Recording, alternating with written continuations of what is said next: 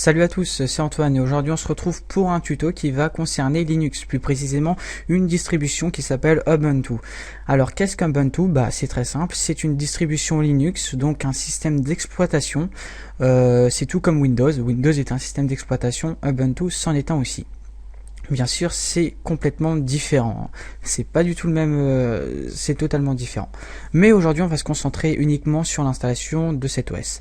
Alors pourquoi Ubuntu? C'est très simple. C'est une distribution Linux, l'une des plus répandues, l'une des plus fiables à ce jour, l'une des plus correctes et l'une des plus faciles d'accès et d'installation et de tout ce que vous voulez.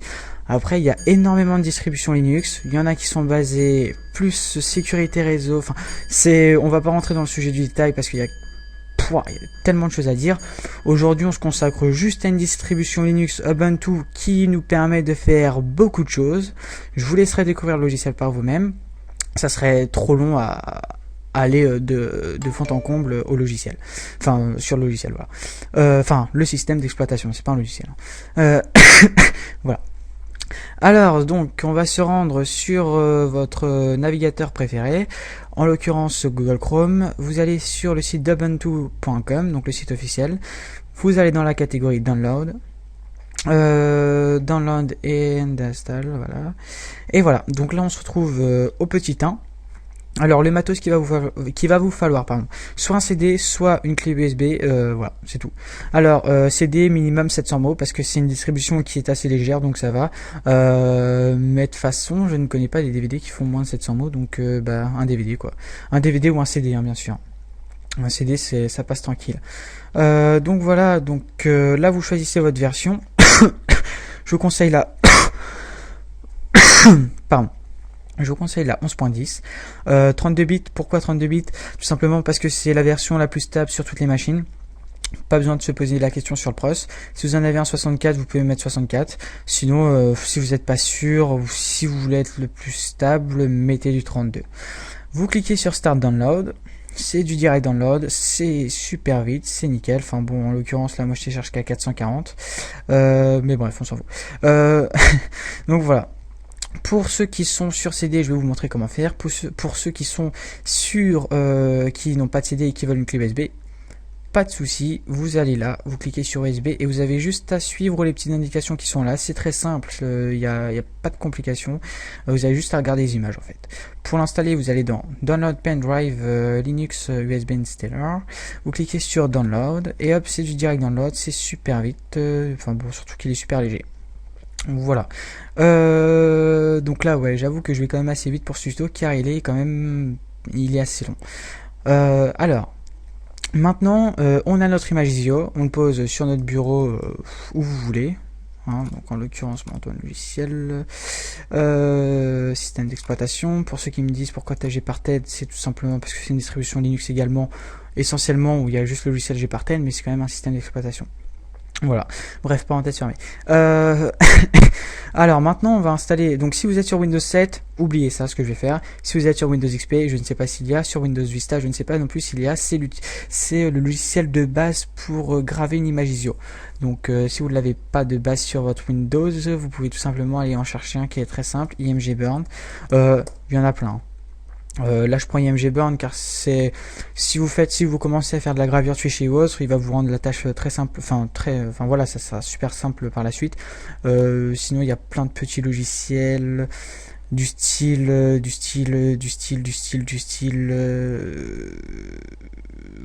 du style en fait j'en ai pas d'autres.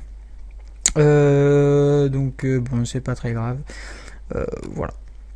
Alors donc vous allez sur imgburn.com, le site officiel, vous allez dans la catégorie, enfin dans la section download, vous cliquez sur un des miroirs, oui, hop, tac, vous cliquez sur download, hop, ça va être en direct download également, ça fait environ 8 mots ou 5 mots je crois, c'est super simple, il faut quand même cliquer, et voilà, 5,8 mots, très léger, super simple d'installation. Une fois installé, vous avez juste à le lancer. Donc si vous êtes sur Windows 7, rien de plus simple, clic droit, ouvrir avec, graveur d'image disque Windows. Vous sélectionnez votre disque, vous le mettez, vous faites graver. pour ceux qui sont sur Windows XP, Windows Vista, qui n'ont pas l'installation machin de Windows là, vous ouvrez votre logiciel. Donc en l'occurrence, moi j'utilise IMG Burn, donc logiciel de gravure. On attend qu'il va se lancer. Voilà, vous sélectionnez votre disque, vous faites graver et hop, basta, c'est terminé. Donc si vous avez des disques de merde, entre parenthèses, vérifiez quand même le disque. Si vous avez des disques de bonne qualité, aucun souci, genre style Sony, Verbatim, pas besoin de vérifier, ça va passer. Voilà, à moins que vous avez un lecteur en carton. Bon, après ça c'est encore autre chose, mais bon, le sujet n'est pas là. Alors voilà, donc on a notre Ubuntu qui est prêt. Maintenant on va voir comment préparer son PC à l'accueillir. On va se rendre donc dans ordinateur, hop, clic droit et gérer, on va créer une partition entre autres. Alors, voilà, gestion des disques. Et là on va créer une partition de, allez, 10 Go, pas plus, pas moins. Donc on fait clic droit, réduire le volume sur une partition. Donc là c'est là qu'il faut faire bien attention, enfin bien attention, non ça va. Ouais, ça c'est bon. 1, 2, 3, ok. Voilà, réduire. Donc voilà, là il faut faire attention à ce que vous allez faire. Ne créez pas des partitions n'importe comment, créez des partitions simplement comme je viens de faire, en faisant un clic droit, réduire le volume. Vous choisissez votre nombre de gigas à allouer, et après vous faites sur créer. Voilà, ni plus ni moins, c'est tout, c'est très simple. Maintenant, on a notre partition qui est prête sur l'un de nos disques durs. On a notre Ubuntu, comme j'ai dit, un système d'exploitation très répandu, très fiable, qui est nickel. Et on a, voilà, on a ça. Donc maintenant, on va voir comment l'installer. Donc avant toute chose, le seul problème que vous allez pouvoir rencontrer dessus, c'est le grub. Parce que effectivement, quand vous allez installer deux Windows sur une même machine, vous allez vous retrouver avec le MBR de Windows. D'ailleurs, vous l'avez de base, vu que vous installez Windows en premier lieu sur votre PC. Le seul petit souci, pardon, c'est que là vous allez installer vous allez installer Ubuntu. Ubuntu, pour ça, il va créer son propre boot. Donc ça s'appelle le grub. Donc si vous virez Ubuntu de votre partition depuis Windows, vous allez foutre en l'air le grub, et donc du coup vous n'allez pas pouvoir rebooter sur votre machine.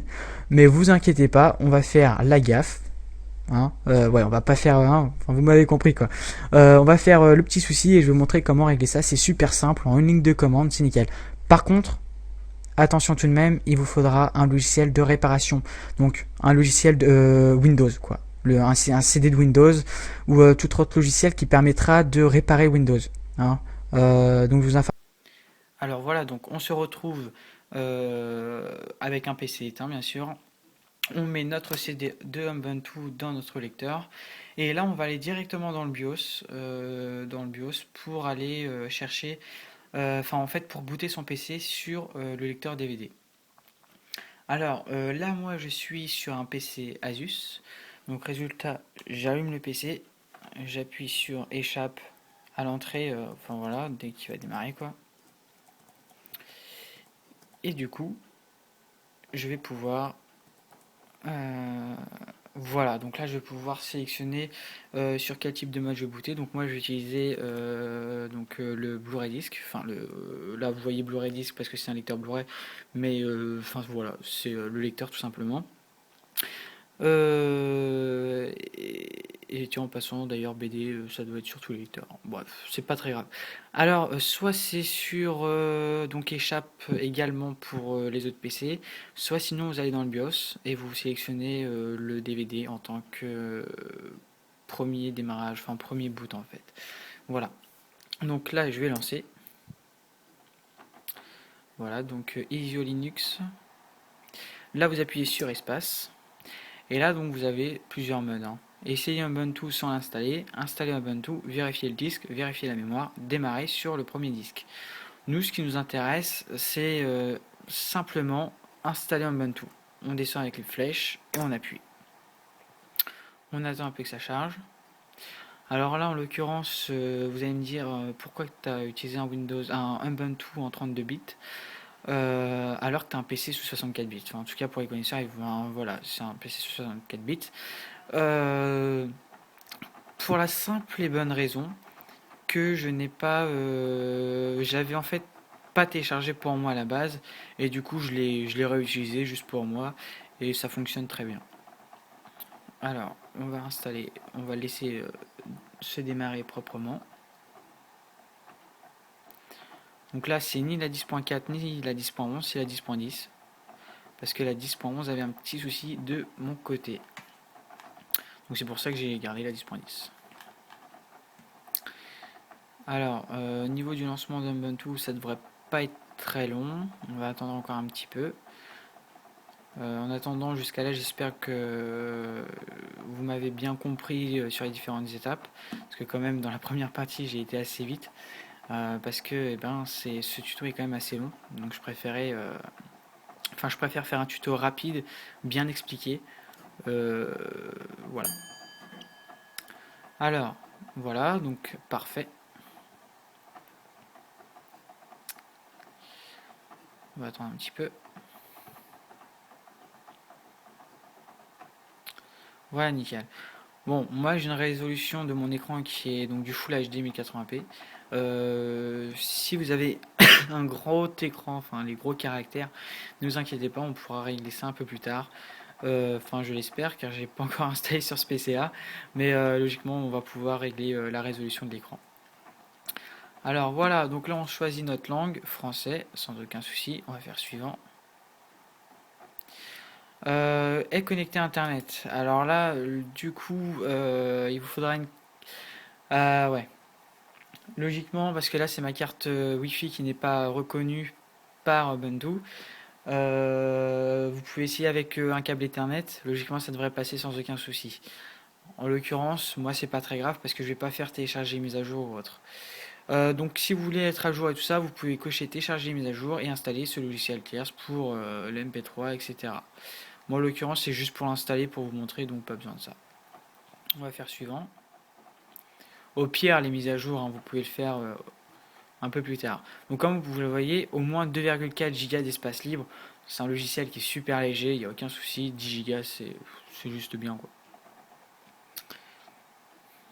Donc, on va attendre un petit peu. Donc, alors là, on va faire définir les partitions manuellement. Alors, donc, on est en mode avancé parce qu'on a créé auparavant notre partition à nous.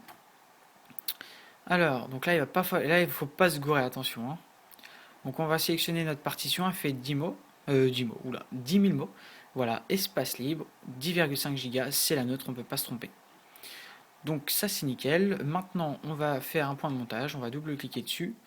On laisse comme c'est, pas de souci. Oui, extérieur 4, enfin UXT4, pour UXT4, et en point de boot, voilà, tout simplement, hein, on va pas chercher complications. Et vous faites valider. On attend un petit peu.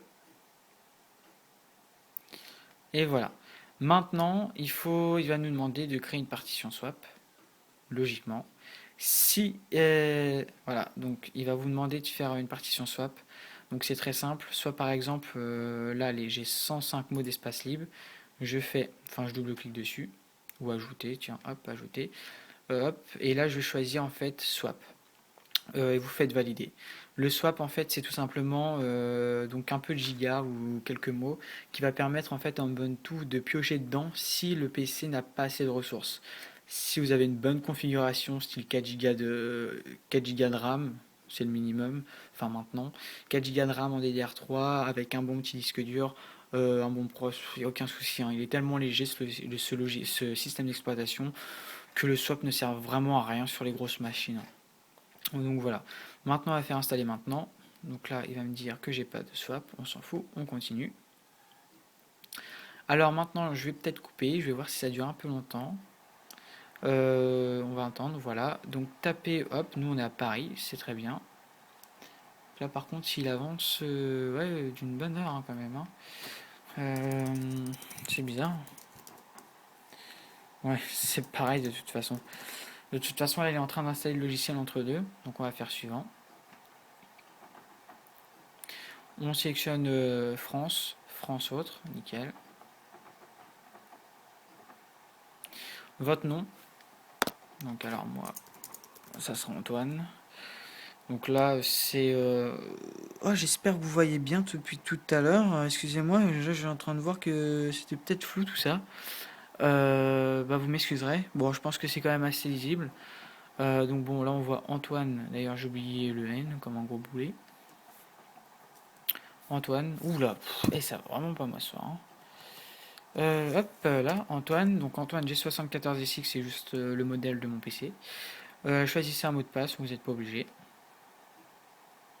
Tac. Vous faites... Ah, on est obligé. Bon, bah écoutez, on va marquer Antoine. Hop, Antoine. Et voilà. On va faire suivant. Et donc là, il est en train, depuis tout à l'heure, de nous copier tous les fichiers. Et maintenant, on est à l'installation. Alors, je coupe et on se retrouve après l'installation d'Ubuntu. Alors voilà, donc là, on se retrouve sur le fameux grub donc, de Linux, le boot en gros.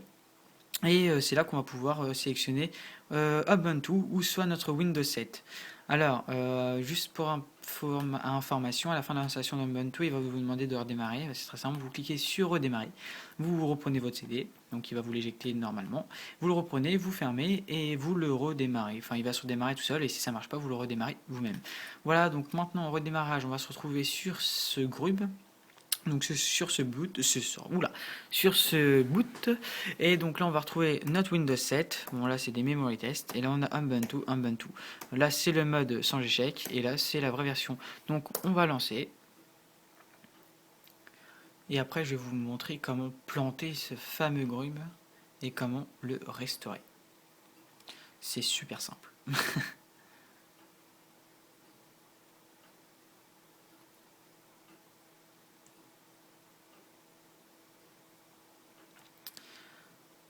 Au niveau du...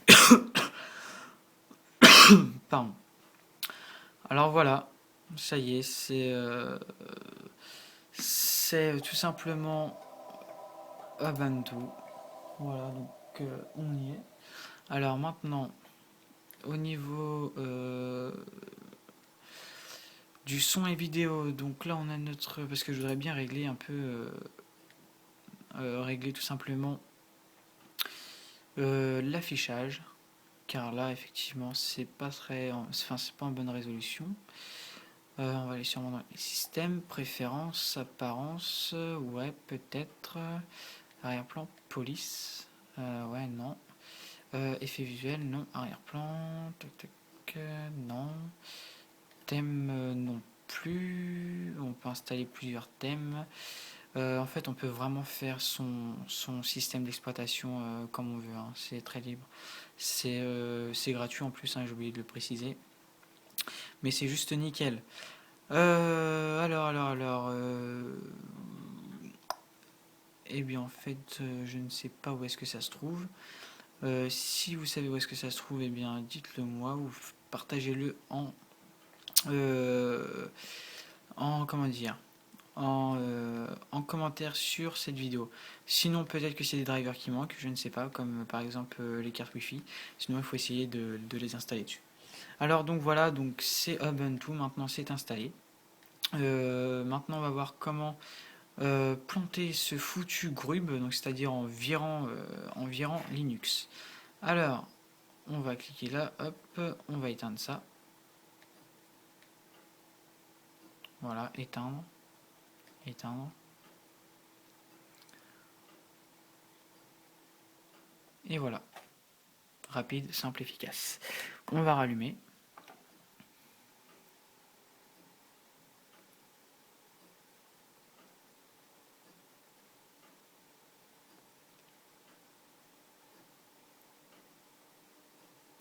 On va sélectionner Windows 7. Voilà, démarrage de Windows 7. Tranquillement.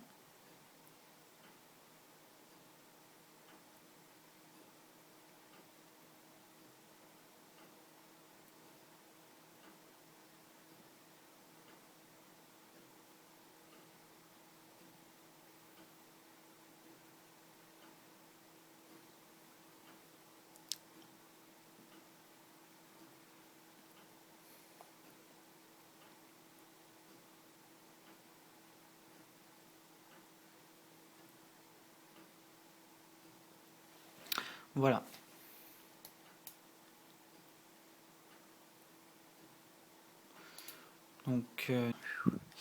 Donc là, on a notre partition qui est occupée. On va la supprimer.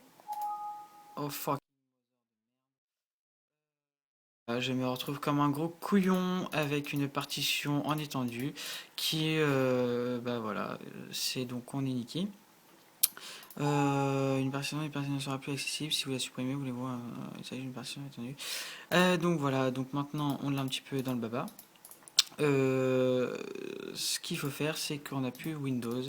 Et maintenant, si on n'a plus Windows, on n'a plus Ubuntu, donc on n'a plus le groupe. Et si on éteint, et si on rallume, eh bien on l'a mal. Donc là, il va nous falloir un CD d'installation de Windows.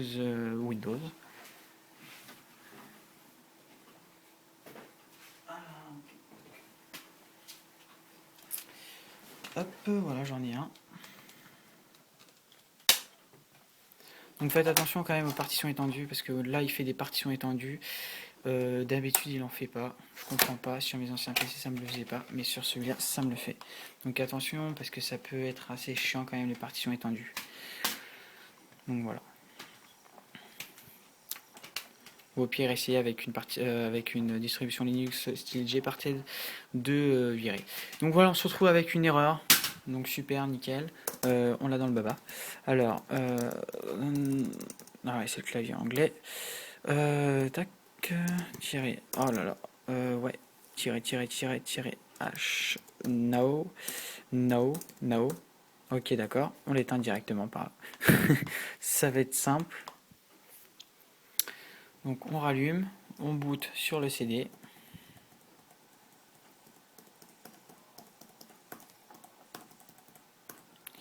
Allez. On va booter donc, comme je l'ai dit, sur le DVD. Donc installation, un CD d'installation obligatoirement de Windows, d'un Windows, hein, pour pouvoir réinstaller le MBR. Donc je vous rassure, hein, si ça vous arrive, c'est super simple. Il y a quoi, 2 mots à écrire et vous vous retrouvez avec un Windows entièrement fonctionnel, enfin avec un boot entièrement fonctionnel, hein. Pas de souci de ce côté-là.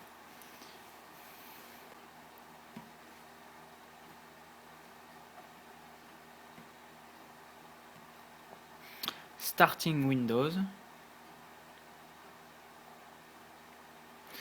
Autrement dit, si vous virez Linux et vous n'avez pas de CD de réinstallation, là vous l'avez grave dans le baba, parce que vous ne pourrez pas réutiliser le boot, ou alors il faut essayer de trouver une alternative. Alors donc j'avais un petit trou, donc j'ai été regarder. La commande, c'est tout simplement bootrec, B-O-O-T-R-E-C, attaché espace slash F en majuscule, IX, MBR, voilà, fixe MBR. On clique dessus. Opération réussie. Donc l'opération a réussi, hein, bien sûr. On redémarre. Et comme par magie, nous sommes sauvés. Nous avons notre boot qui est entièrement fonctionnel, où Windows va pouvoir se démarrer tranquillement. Et là, je parie, il y a un gros fail. Attention, mesdames et messieurs. 3, 2. Et voilà, nickel. Donc voilà, on a réparé le MBR. Donc c'est simple, hein, parce qu'en fait, si vous voulez, le groupe va toucher au boot de Windows, mais tout simplement, en fait, la première partie, il va pas, en fait, il va juste bouger le boot, ce boot là va aller chercher le boot de votre Windows pour le démarrer. J'espère que j'ai été clair en petite partie là. Donc en gros, c'est rien du tout, hein. Il n'y a même pas besoin d'aller spécifier le disque dur, c'est la racine, voilà, tout simplement. Donc boot espace slash bootrec espace slash fixe mbr. Voilà. Donc eh bien ce tuto s'achève. Merci d'avoir regardé cette vidéo. Alors c'est la toute première vidéo, c'est-à-dire que j'ai pas fait plusieurs essais. J'espère qu'elle vous aura plu. Si vous avez aimé, likez, abonnez-vous. Visitez mon site internet www.nextgenpro.fr. Et si vous avez un problème, si c'est d'une question générale, postez-le en commentaire, ça pourra aider tout le monde. Et si vous avez un problème plus particulier, envoyez-moi soit un message depuis mon site internet nextgenpro.fr ou depuis ma chaîne YouTube. Voilà, allez, ciao pour de nouveaux tutos.